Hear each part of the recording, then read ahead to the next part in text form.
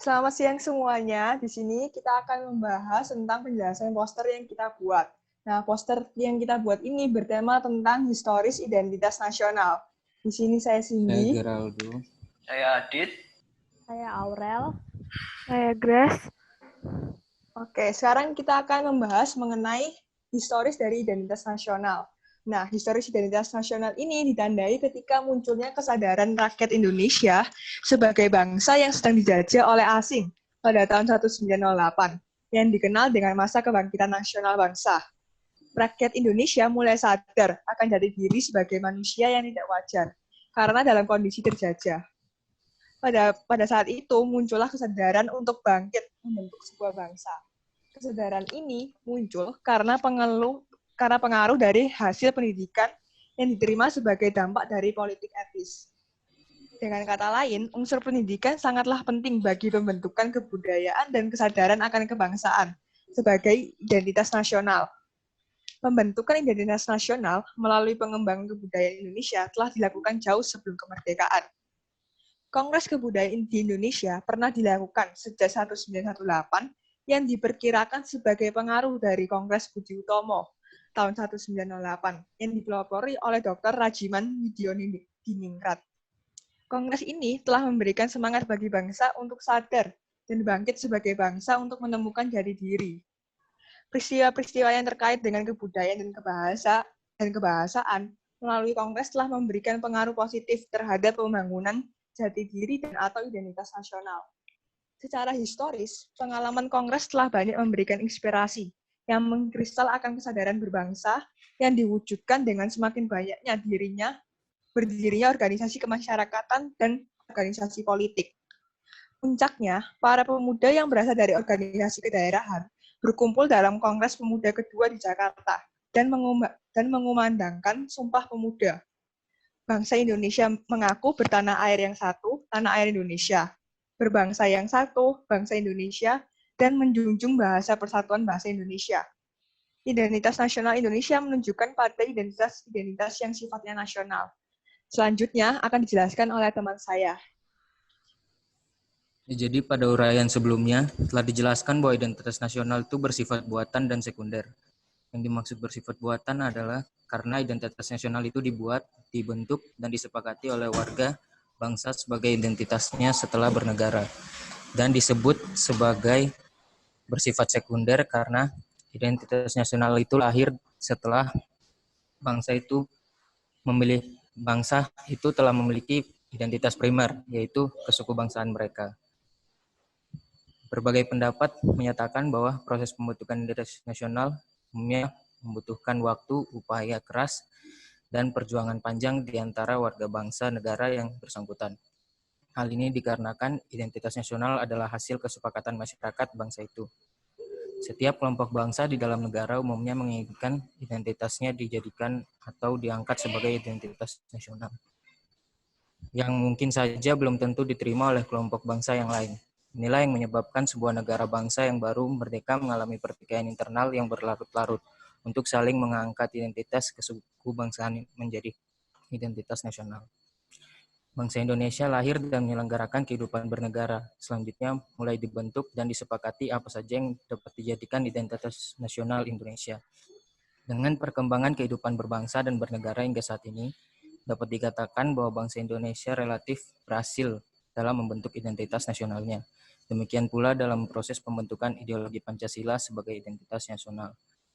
Setelah melalui berbagai upaya yang keras dan perjuangan, serta pengorbanan di antara komponen bangsa, bahkan melalui kegiatan saling memberi dan menerima di antara warga bangsa, maka saat ini Pancasila telah diterima sebagai dasar negara. Hal yang perlu kita lakukan sebagai warga negara saat ini adalah mengoptimalkan sikap dan perilaku seluruh rakyat Indonesia dalam menjalankan Pancasila. Setelah ini akan dilanjutkan oleh teman saya. Oke, selanjutnya selain secara historis, identitas nasional ini juga dibentuk secara sosiologis dan juga secara politis. Secara sosiologis, identitas nasional telah terbentuk dalam proses interaksi, komunikasi, dan persinggungan budaya secara alamiah, baik melalui perjalanan panjang menuju Indonesia merdeka maupun melalui pembentukan insentif pasca kemerdekaan. Identitas nasional pasca kemerdekaan dilakukan secara terencana oleh pemerintah dan organisasi masyarakat melalui berbagai kegiatan seperti upacara kenegaraan dan proses pendidikan dalam lembaga pendidikan formal atau non-formal. Dalam kegiatan tersebut terjadi interaksi antar etnis, antar budaya, antar bahasa, maupun antar golongan yang terus-menerus dan akhirnya menyatu dan berafiliasi dan memperkokoh NKRI. Apabila negara diibaratkan sebagai individu manusia, maka secara sosiologis individu manusia Indonesia akan dengan mudah dikenali dari atribut yang melekat dalam dirinya. Atribut ini berbeda dari atribut individu manusia yang berasal dari bangsa lain. Perbedaan antar individu manusia dapat diidentifikasi dari aspek fisik dan psikis. Aspek fisik dapat dikenali dari unsur-unsur seperti tinggi dan berat badan, bentuk wajah, muka, kulit, warna dan bentuk rambut, dan juga lain-lain sebagainya. Sedangkan aspek psikis dapat dikenali dari unsur-unsur seperti kebiasaan, hobi, semangat, karakter, watak, sikap, dan lain sebagainya. Nah, itu tadi secara sosiologis. Secara politis, beberapa bentuk identitas nasional Indonesia yang dapat menjadi ciri-ciri atau pembangun jati diri bangsa Indonesia meliputi bendera negara, yaitu sang merah putih. Selain itu juga ada bahasa Indonesia sebagai bahasa nasional atau bahasa negara. Juga ada lambang negara Garuda Pancasila dan lagu kebangsaan Indonesia Raya. Bentuk-bentuk identitas nasional ini telah diatur dalam peraturan perundang-undangan, baik dalam UUD maupun dalam peraturan yang lebih khusus. Bentuk-bentuk identitas nasional pernah dikemukakan oleh Winarno pada tahun 2013 sebagai berikut, yaitu bahasa nasional atau bahasa persatuan adalah bahasa Indonesia, bendera yaitu bendera sang merah putih, lagu kebangsaan yaitu Indonesia Raya, lambang negara yaitu Garuda Pancasila, semboyan negara kita yaitu Bhinneka Tunggal Ika, dasar falsafahnya adalah Pancasila. Konstitusi atau hukum negara Indonesia ini adalah UUD NKRI 1945. Bentuk negara kesatuan kita adalah NKRI, Negara Kesatuan Republik Indonesia. Konsepsi wawasan Nusantara dan kebudayaan daerah yang telah diterima sebagai kebudayaan nasional. Semua bentuk identitas nasional ini telah diatur dan tentu perlu disosialisasikan dari satu generasi ke generasi berikutnya. Selanjutnya akan dijelaskan oleh teman saya. Yang selanjutnya adalah identitas nasional. Nah, identitas nasional itu adalah kepribadian nasional atau jati diri nasional yang dimiliki suatu bangsa yang membedakan bangsa satu dengan bangsa yang lain. Kata identitas berasal dari bahasa Inggris identity yang memiliki pengertian harafiah ciri-ciri, tanda-tanda, atau jati diri yang melekat pada seseorang atau sesuatu yang membedakannya dengan yang lain. Adapun kata nasional merupakan identitas yang melekat pada kelompok-kelompok yang lebih besar yang diikat oleh kesamaan, baik fisik seperti budaya, agama, dan bahasa maupun non-fisik seperti keinginan, cita-cita, dan tujuan. Himpunan kelompok inilah yang disebut dengan istilah identitas bangsa atau identitas nasional yang akhirnya melahirkan tindakan kelompok atau collective action yang diwujudkan dalam bentuk organisasi atau pergerakan-pergerakan yang diberi atribut nasional. Kata nasional sendiri tidak bisa dipisahkan dari kemunculan konsep nasionalisme. Secara global, identitas nasional Indonesia adalah bahasa nasional atau bahasa persatuan, yaitu bahasa Indonesia, bendera negara, yaitu sang merah putih, lagu kebangsaan, yaitu Indonesia Raya, lambang negara, yaitu Pancasila, semboyan negara, yaitu Bhinneka Tunggal Ika, Pancasila sebagai dasar falsafah negara, konstitusi atau hukum dasar negara yaitu UUD 1945, bentuk negara kesatuan Republik Indonesia yang berkedaulatan rakyat, konsepsi wawasan Nusantara, dan kebudayaan daerah yang telah diterima sebagai kebudayaan nasional. Selanjutnya akan dijelaskan oleh teman saya. Ada beberapa alasan perlunya identitas nasional Indonesia, yaitu yang pertama, krisis identitas nasional.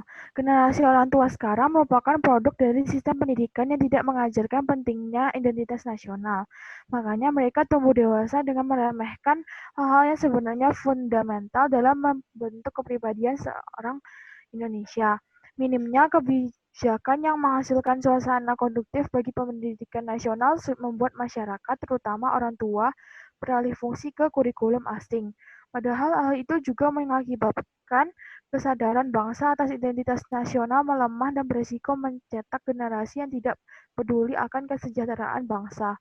Saat ini arah pembangunan tidak lagi sejalan dengan jiwa UUD 1945 di mana pembangunan Indonesia mempersiapkan memasuki peradaban global, tapi tidak memperkuat akar keindonesiaan. Lembaga pendidikan tidak akan lepas dari tudingan masyarakat jika akan ada kenakalan remaja atau tawuran antar pelajar, siswa, serta mahasiswa. Penurunan moral peserta didik yang kerap terjadi seakan-akan merupakan kegagalan lembaga pendidikan untuk membentuk watak serta peradaban bangsa yang bermartabat. Terlebih lagi guru agama dan guru PKN yang selalu menjadi sasaran empuk yang dituduh segagal dalam membentuk moral mahasiswa. Sebenarnya penanaman moral sangat terkait dengan semua guru, orang tua, dan masyarakat. Alasan yang kedua adalah pemahaman semua pihak. Kalau dikaji dari secara detail, penyebab penurunan moral adalah pada diri anak sendiri, bukan hanya karena adanya penurunan akhlak dan kurangnya martabat pemahaman terhadap nilai agama. Penyebab penurunan modal sering terjadi karena kurangnya perhatian orang tua sehingga anak merasa terabaikan. Penyebab lain yang besar peranannya adalah penurunan moral mahasiswa, yaitu rasa nasionalisme dalam diri sendiri. Di sisi lain, sibuknya pemerintah, pejabat, dan petinggi pendidikan, dan masyarakat serta persoalan ekonomi makin tidak menentu membuat kita lupa untuk terus menanamkan rasa nasionalisme dari diri siswa. Kenyataan ini harus diakui karena rasa nasionalisme sangat mempengaruhi terhadap moral peserta didik. Dengan rasa nasionalisme yang tinggi, anaknya akan lebih mencintai dirinya sendiri sehingga kecil kemungkinan mereka akan menjerumuskan dirinya untuk melakukan hal yang tidak berguna. Yang ketiga adalah rasa persatuan dan kesatuan. Masalah dalam identitas nasional Indonesia salah satunya adalah maraknya tentang globalisasi. Era globalisasi sendiri mempengaruhi bangsa termasuk dari sisi nilai budaya Indonesia. Era globalisasi tersebut menggeser nilai yang sudah ada sejak dulu. Nilai tersebut ada yang bersifat positif maupun negatif. Semua ini merupakan ancaman, tantangan, dan sekaligus sebagai peluang bagi bangsa Indonesia untuk berkreasi dan berinovasi di segala aspek kehidupan. Di era globalisasi, pergaulan antar bangsa semakin ketat.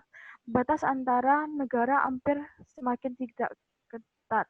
Dan akan terjadi proses akulturasi saling meniru dan saling mempengaruhi di antara budaya masing-masing.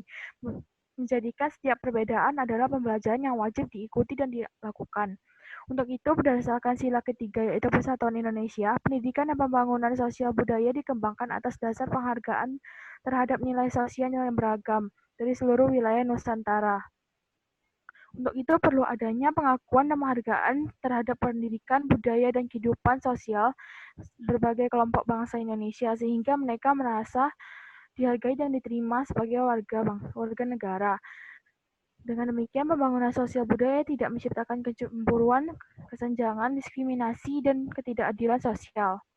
Sekian penjelasan poster kami dari kelompok 11. Terima kasih.